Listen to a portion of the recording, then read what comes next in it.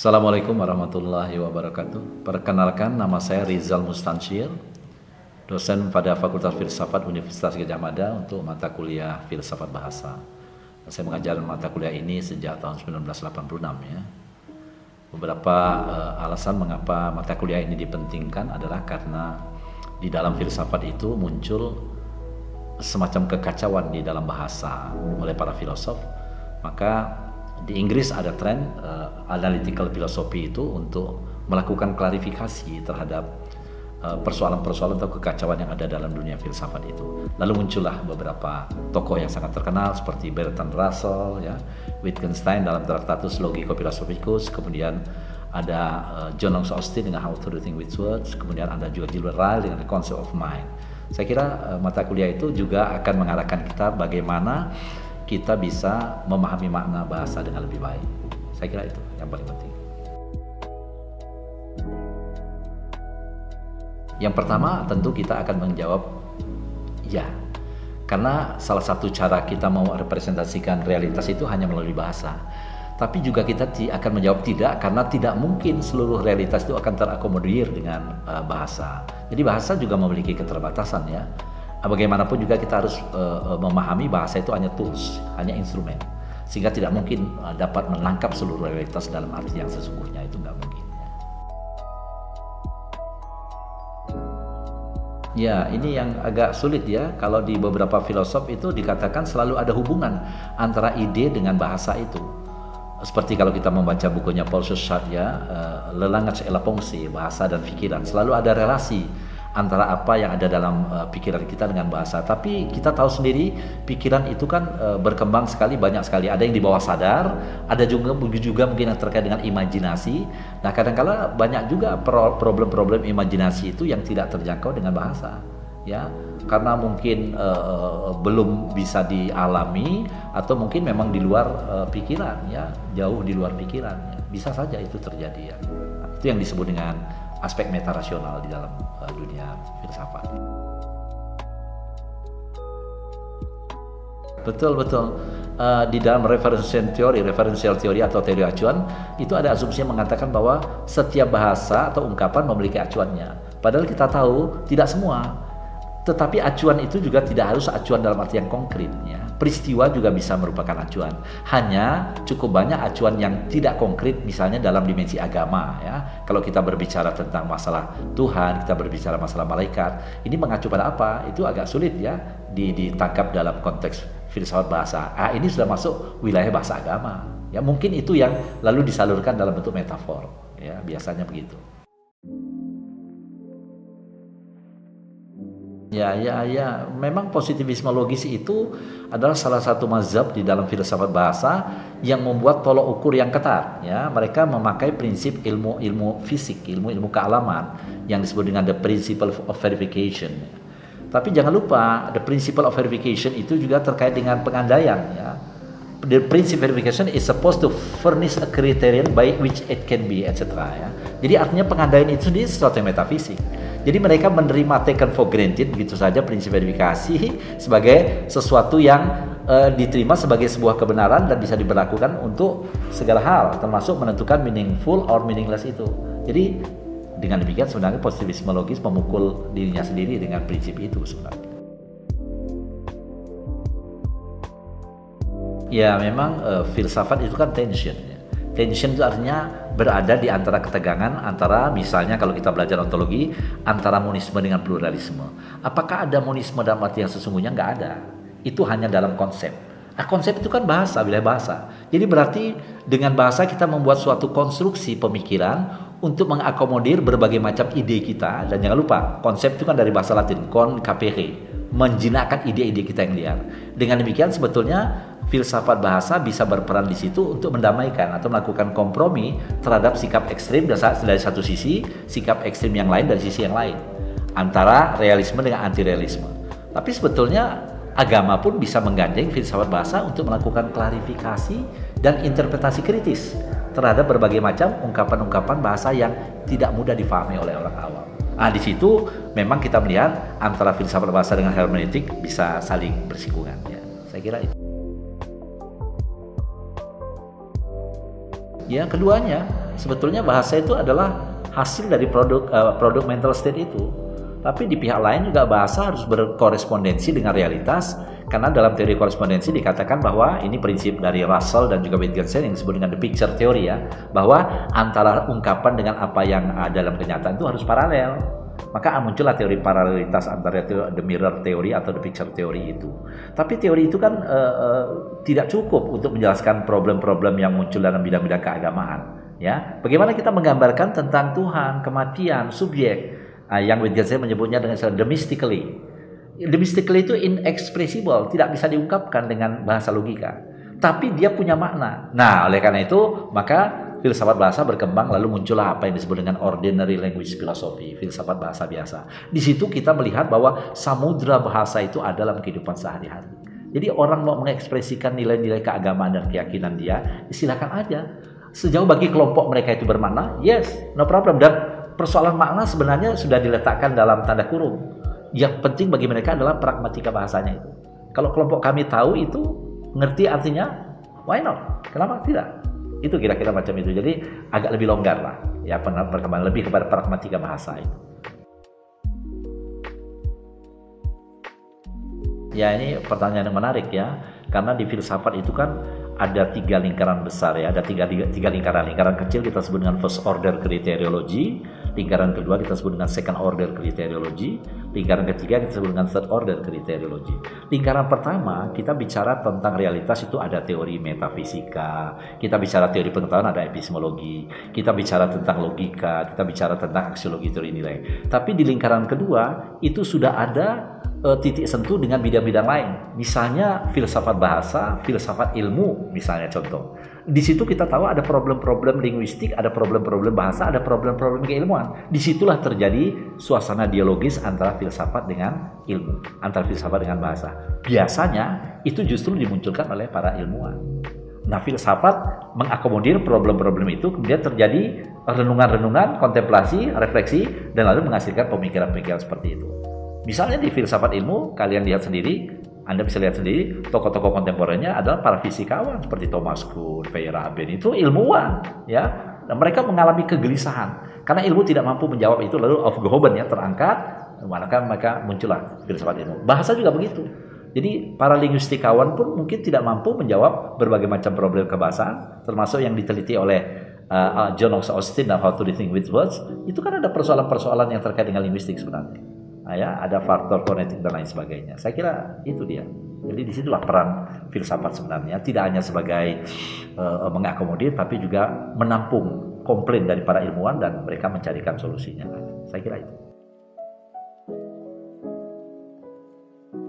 Ya, ada 2 hal ya yang perlu kita garis bawahi. Yang pertama adalah filsafat memang punya karakteristik seperti itu, ya. Komprehensif, radikal, kemudian juga berbagai macam karakteristik yang membuat dia berada pada posisi tertentu. Tetapi bukan berarti filsafat itu tidak bisa berdialog dengan problem-problem kekinian. Justru problem-problem kekinian itu menuntut renungan-renungan yang lebih filosofis karena ilmu sendiri mengalami stagnan, kemandekan. Misalnya problem etika, problem kebahasaan juga termasuk problem ilmu. Tidak ada kebenaran yang mutlak sampai saat ini. Itu menunjukkan bahwa kebenaran itu masih dicari oleh manusia. Nah, maka muncullah filsafat ilmu, muncullah berbagai macam kajian-kajian tentang kebenaran ilmiah. Nah, begitu juga dengan bahasa.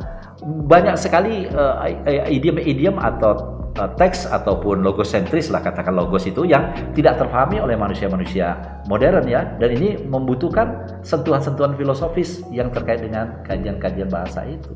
Saya kira menarik sekali kalau kita ingin mengatakan bahwa filsafat bukan sekedar mitra dialog dari ilmu, tapi filsafat bisa memberikan solusi terhadap problem praktis.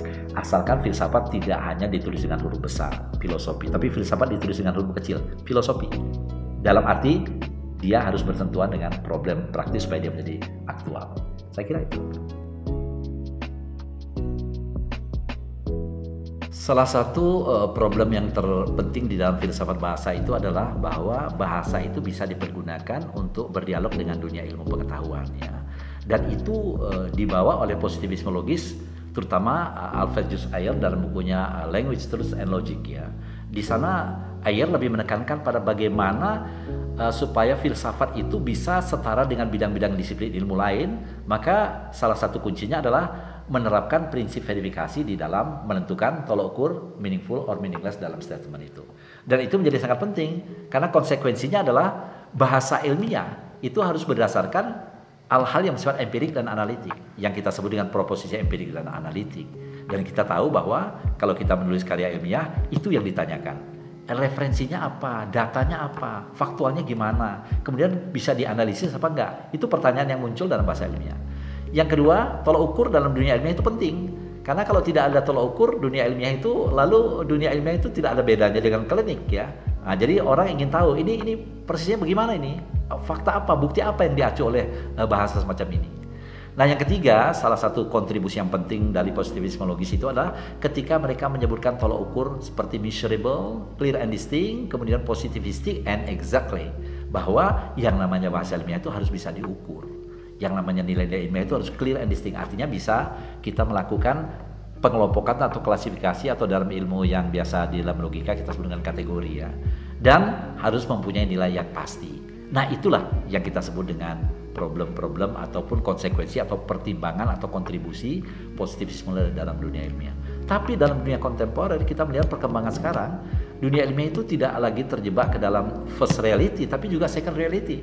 Nah, dalam second reality ini orang membutuhkan jawaban bagaimana para ilmuwan bisa berbicara dalam konteks bahasa yang dimengerti dalam dunia kedua atau dalam dunia virtual itu. Maka muncullah berbagai macam pandangan-pandangan yang terbaru mengenai itu, terutama tokoh-tokoh yang banyak membicarakan itu ya seperti misalnya ya Jean Baudrillard misalnya ya dengan simulacra misalnya. Kemudian juga ada beberapa filosof yang juga concern dengan perbincangan masalah itu yang mengatakan bahwa kalau kita membicarakan dunia kedua, second reality, mau tidak mau kita harus menciptakan bahasa baru. Dan bahasa baru itu penuh dengan notasi kan digitus itu kan jari sebenarnya artinya kan. Disitulah muncul bahasa-bahasa ilmiah yang unik ya, yang unik artinya yang bisa dipahami ketika kita masuk ke second reality itu. Dan ini sekarang sudah disentuh juga dengan wilayah yang disebut dengan hipersemiotik ya. Dalam hipersemiotik sebenarnya kalau Umberto Eco mengatakan semiotika itu bagian dari filsafat bahasa.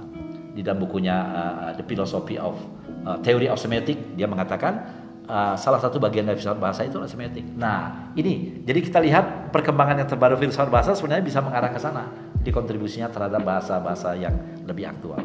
Tapi terlepas dari itu semua, tentu itu tergantung kepada sarjana filsafat mampu nggak mereka mengakomodir problem-problem kekinian di dalam ilmu filsafat, dan itu yang menurut saya sangat penting supaya filsafat bisa diterima di dunia kontemporer. Di dalam filsafat bahasa, The Philosophy of Language, Elster mengatakan ada 3 teori yang paling penting ya. Yang pertama adalah teori ideational, ya, ideational teori. Yang kedua adalah teori tingkah laku atau behavioral teori. Yang ketiga teori acuan atau referential teori. Nah, di dalam teori ideational, pertanyaannya adalah bagaimana cara mengungkapkan ide ke dalam bentuk bahasa. Sedangkan dalam teori tingkah laku, bagaimana cara terbentuknya perilaku manusia dalam berbahasa.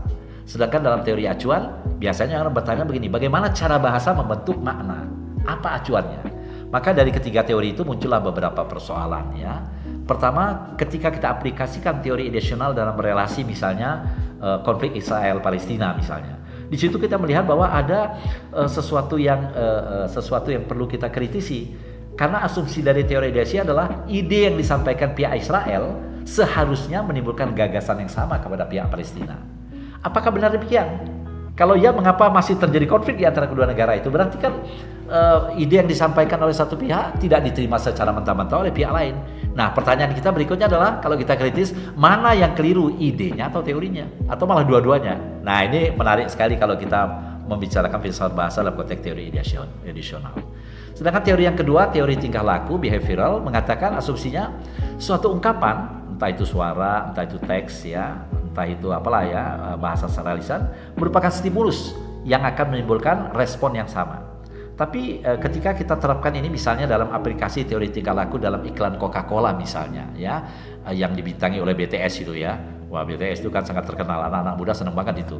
Nah, pertanyaannya adalah begini, apakah suara BTS dalam iklan Coca-Cola itu merupakan faktor utama yang mendongkrak naiknya konsumer Coca-Cola itu. Mana yang benar?